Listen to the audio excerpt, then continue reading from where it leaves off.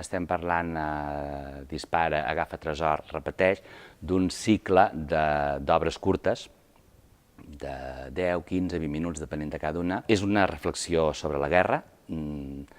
i cada peça curta té títols de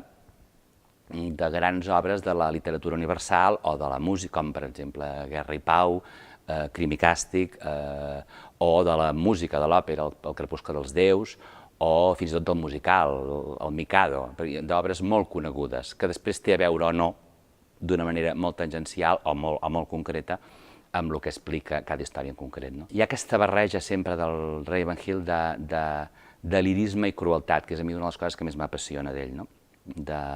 que hi ha un sentit de l'humor de vegades terrible, una lucidesa i una anada dret al gra i al centre de la qüestió sense por. No té mai por, és molt valent i és molt lúcid, però sempre des d'un lloc emocional, o sigui, cerebral quan convé, però emocional per fer-te desvetllar i per fer-te sentir el que ell vol. Penso que amb la gent que el farem em sembla que ens sortirà un espectacle corprenedor, d'alguna manera estimulant i corprenedor.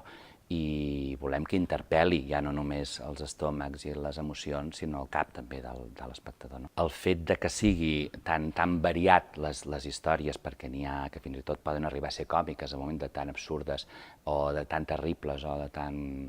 corprenedores, doncs et fa un viatge, una muntanya russa emocional de viatge que per l'espectador jo penso que pot ser molt i molt plaent.